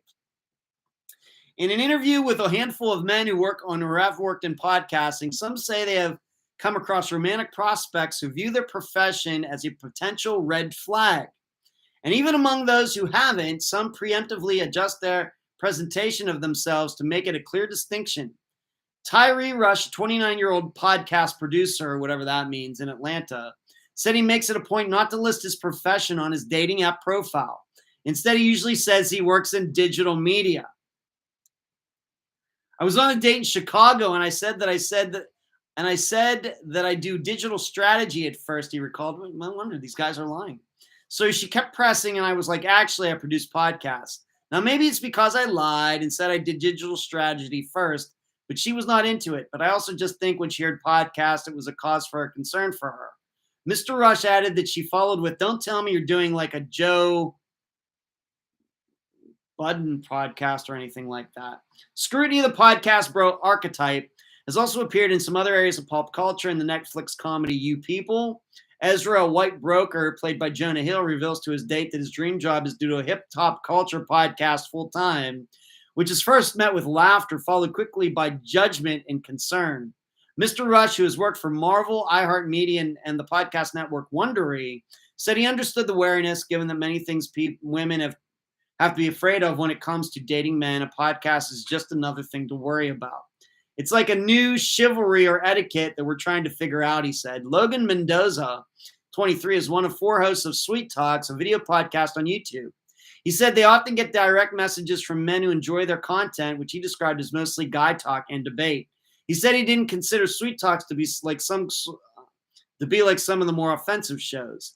At the end of the day, you want to entertain the listeners and the viewers. So to do that, you're going to have to do some crazy stuff and say some crazy stuff. Not really, but sometimes we'll say stuff, but we won't really fall in line with it. Sometimes we'll disagree on topic just to have that argument with each other. Hate that on the podcast and have different points of view.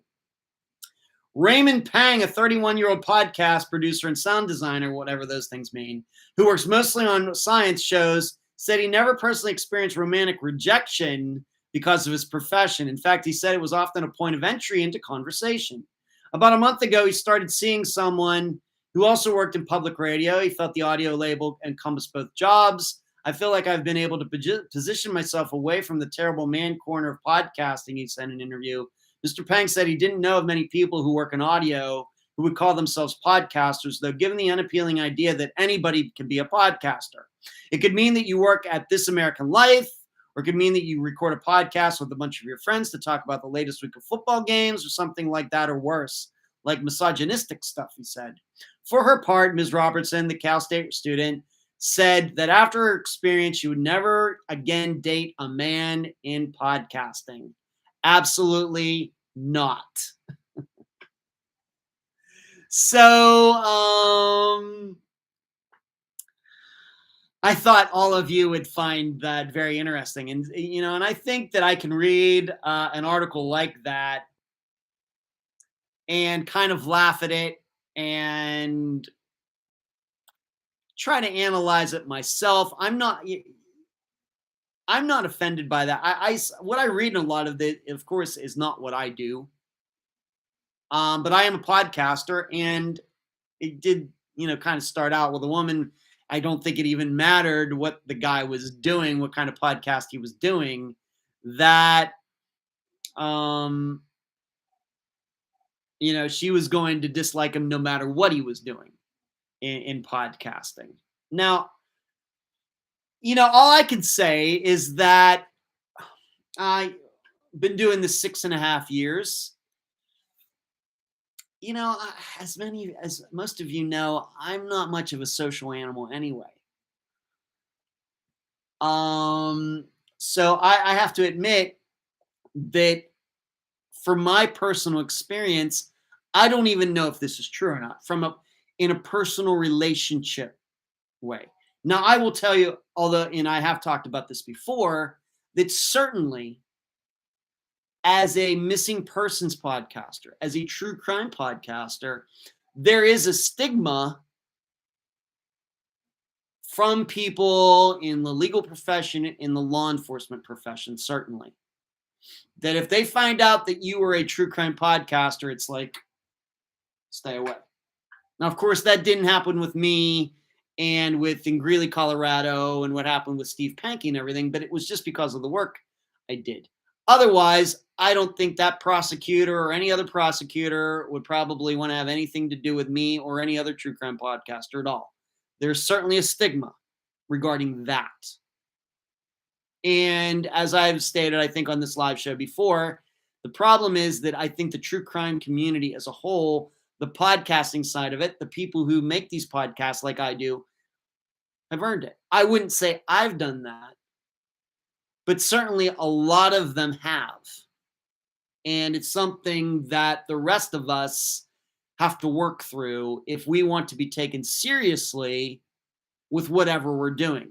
Whether it's like myself, who does nothing but missing persons cases, or John Lorden, who does a little mixture of everything, or Marissa Jones at The Vanished, she does nothing but missing persons cases, or other people who I think are trying to do something good and serious. They're not sensationalists. They're not doing this because they know it's popular. They really care about what they were doing. Those people, I would include myself in that.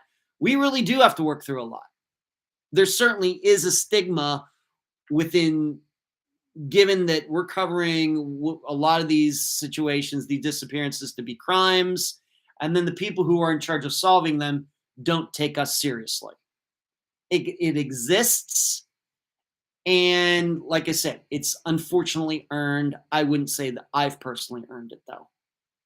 But I know that I have to work through it. In fact, I'm trying to work through something like that right now regarding 2 organizations out there who claim that they want help. They claim that they want consultants and things. And I've sent information to both of them with my very extensive resume, and they've both blown me off. So there's that. Now, as far as my personal life goes, even though, let's just say that, I'm not on a woman hunt or anything. Let's just put it that way. But I've not experienced that in my personal life. When I've told people that I do a podcast and that I cover nothing but missing persons cases and I interview families and everything, it's always very positive. It's always very positive. When it comes up, although I don't bring it up, some guys at disc golf tournaments or just kind of standing around talking or whatever, and they see me with the long hair and everything. What do you do? Oh, I'm a missing persons reporter and researcher and investigator. And they're like, really? Yeah. And we have a decent conversation about it. Women, same way. Now, I'm not trying to impress any of these women. I'm not trying to take any of these women out or anything. But if it comes up like somebody I run into here in the building or at trivia or something like that, I've never had anybody react like, "Ooh, you do that." Maybe they're just too nice to do that. So I don't know. I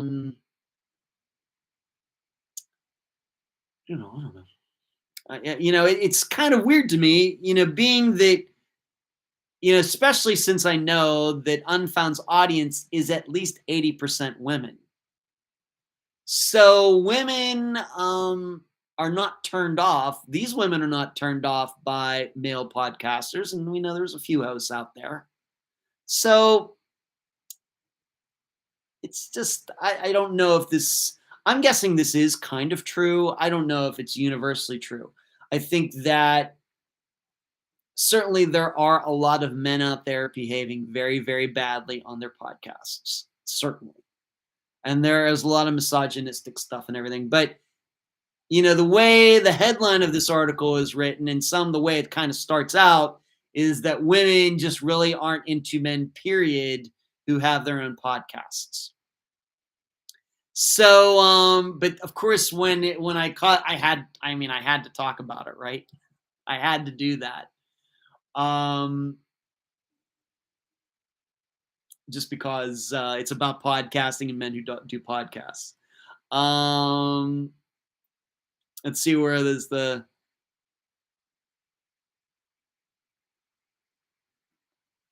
Sheree says, I wish that my 9 to 5 job was just pick out some music. Dream big, kids. Yeah, that's funny. Karen, I want the job of naming streets. That's funny too. Yahoo Mountain Dew. Sheree says, I can actually relate. When I mention working on a podcast, people go blank, and so I back off and say, well, it's not my podcast. Oh, Sheree. No, it's not my podcast. I'm not taking ownership of it. That's okay, Sheree. I'm not offended. The real. So how do they feel about podcasters exactly? I know. Rockford, let's be real. There are a lot of truly awful podcasts. That's true. In true crime, it's a tendency to spout opinions without doing the work. Yeah. Yeah. If you want to be taken serious in this line of work, you have to cut through a lot. It's like chopping through the Amazon jungle. I'm here to tell you.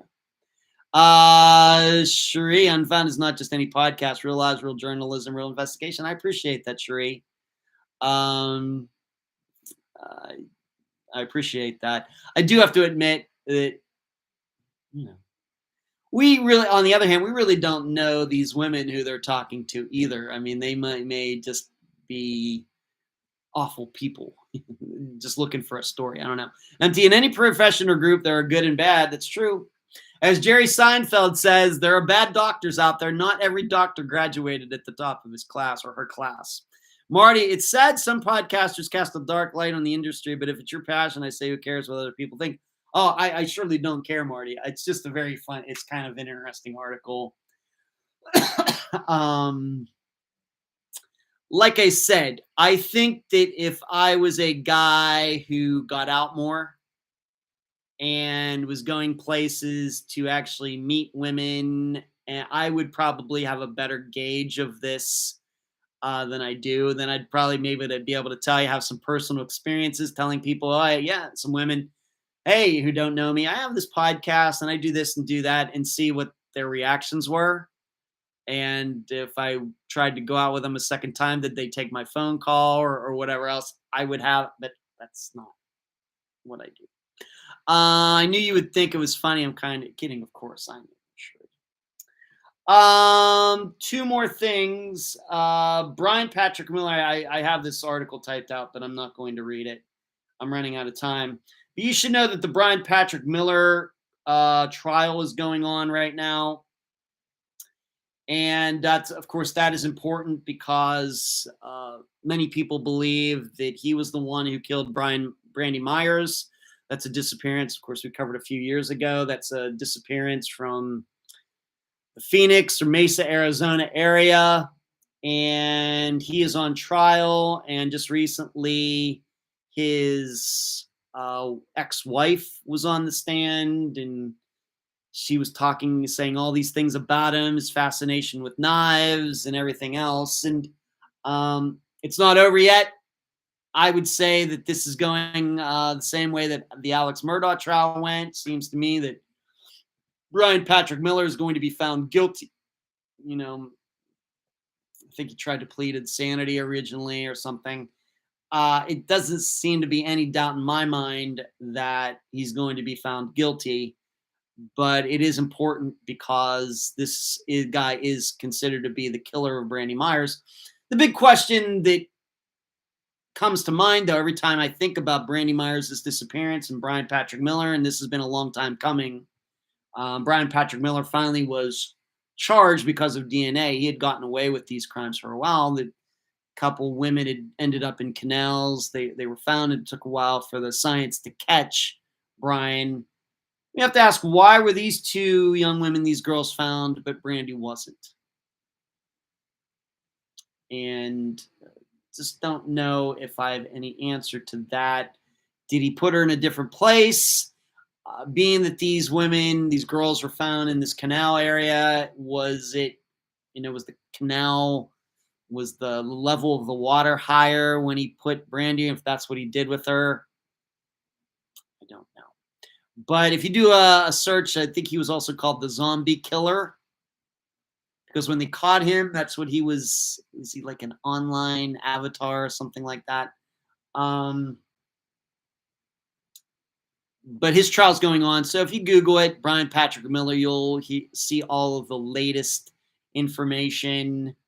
But it has been going on for a little while now. Of course, it was a long time coming for him to be apprehended. And finally, Kathy says Brandy Myers covered 10/18/19, 2019. Thank you, Kathy.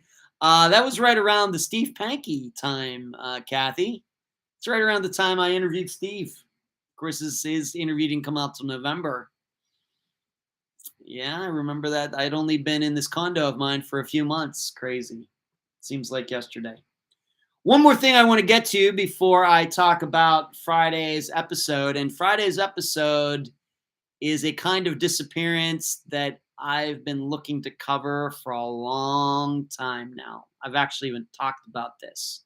But first, I want to talk about this podcaster and her husband who got murdered by a stalker. And you should know that the kind of Ms. Sadeghi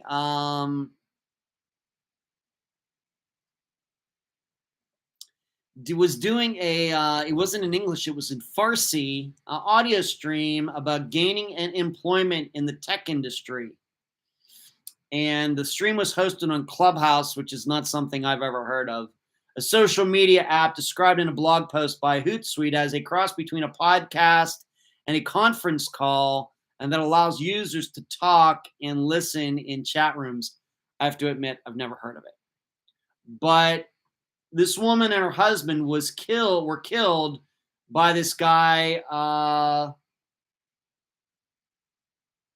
Ramin, with a really long last name that starts with a K. Ramin K also shot himself dead early Friday morning at the couple's home after breaking in through her bedroom window. The woman's mother was inside the house during the shootings, but she was unharmed. Before the killings, the woman had sought a protection order against the suspect earlier this month, but it had not been served because authorities could not locate the killer, who is from Texas and worked as a truck driver. Redmond police said, this is the absolute worst outcome for a stalking case, the police chief said. The stalking victim and her husband, whose names have not been released, had been repeatedly contacted by the killer after they met online through a chat app. According to reports, the killer reportedly listened to the woman's podcast on the app and began communicating with her. The woman and suspect became friends. She filed a no contact order against him when things escalated. And so you can look that up. And so this is kind of one of those things that I've been asked of before. Ed, do you take precautions? You do your podcast. It's been out for 6.5 years. You get over 1 million downloads a year. You're in all these different countries. Everybody knows what you look like because you do this live show and everything else. Do you worry about things like that? I wouldn't say I worry about it. Like I said, it's easy for me to not worry about it because I don't go a lot of places anyway. And I think it's different also for a guy compared to a woman. If you're doing a podcast, or even if you're a singer, an actress, most likely your stalker is going to be a man if you're a woman. If you're going to be a guy, most likely a woman's going to be a stalker. The thing is, there are way more men stalkers than there are women stalkers. So I take precautions. I mean, I've talked about my gun ownership, and I always try to keep my head on a swivel. And I realize that there are certainly some people who have been mentioned on Unfound that if I were to run into them somewhere, that it could get ugly and stuff. But I have to admit, I really don't think about it. And certainly in 6.5 years of podcasting, I've never had anything like this, ever. Ever, ever, ever, ever. Not even anything close to this. So, but who even alerted me to this article was former assistant Natasha. As told you, I'd been talking to her and she had seen this article and she sent it to me. She's like, "Hey Ed, be safe out there. Did you see this article?" But I have to admit, my crime con attitude of never going there and everything. This is once again one of those reasons that I just don't get it.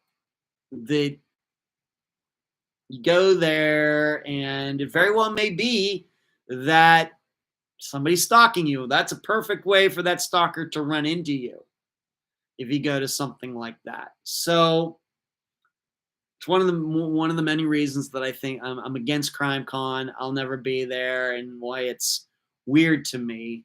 But to answer my own question, I really don't think about it, and I think I think if I did, if it would, I know there are crazy people out there. I don't think you can do anything about them. I think that if this guy hadn't latched onto these two, he would have done it to somebody else. These people are just out there. All you can do is be as safe as you can. It seems like they tried to do the right thing, but wasn't enough. Maybe I think too many people think, well, I found the protection order. I don't have to worry about anything anymore.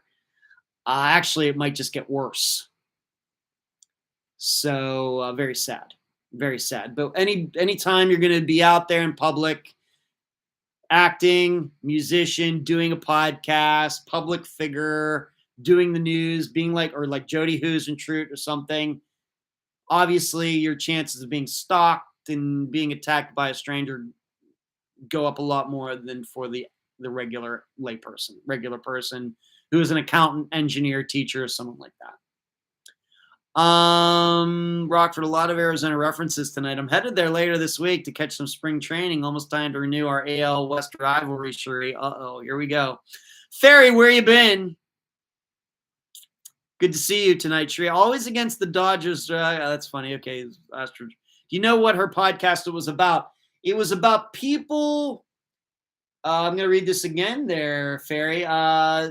It was a Farsi, so it wasn't in English. It was in Farsi, which is like a Middle Eastern language. Farsi audio stream about gaining employment in the tech industry. It was streamed or hosted by a social media app called Clubhouse, which I've never heard of. And it's a cross between a podcast and a conference call that allows users to talk and listen in chat rooms. So this is not like it's a true crime podcast host or something totally, totally different. All right, this Friday, being that we're just about out of time, this Friday, for a first, although he is not the main concentration of the episode, he is missing too. We have a murderer who is on the run. And this goes way back to April of 1977 in New York City. Judy Brown, a young woman, 19 years old, having some issues from a good family, but some things going on with her. She had been admitted to a healthcare facility to get things worked out. Well, while she was there, she ran into this guy. His name was Richard Riesenberg. And she was only there for a very short time, but somehow the two ran into each other, struck up a friendship. And then she got moved to a different facility, but they kept in touch. And Richard Riesenberg stayed at this facility. And he was allowed to come and go as he wanted. He just had to be back at the facility at a certain curfew or whatever. Well, in April of 1977, Judy went missing and Richard Riesenberg went missing at the same time. Well, Richard Riesenberg the reason he was in that facility was because in 1971, he murdered his wife and his son. And somehow in court, he got away with pleading insanity and the judge bought it. And so finally in 1977, 6 years later, he met Judy Brown and seemingly they decided to go on the run.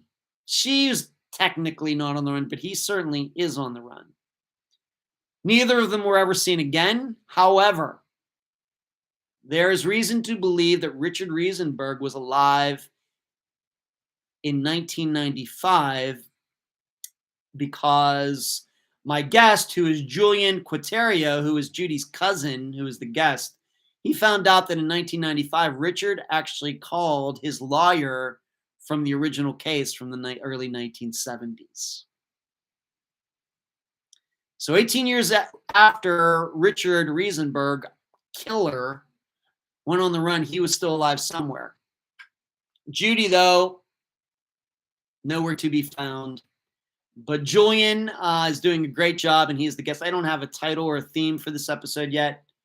But that is what this Friday will be, the first time we are looking for. Of course, we can't forget Judy, but and she will be the main focus. That's what the introduction will be.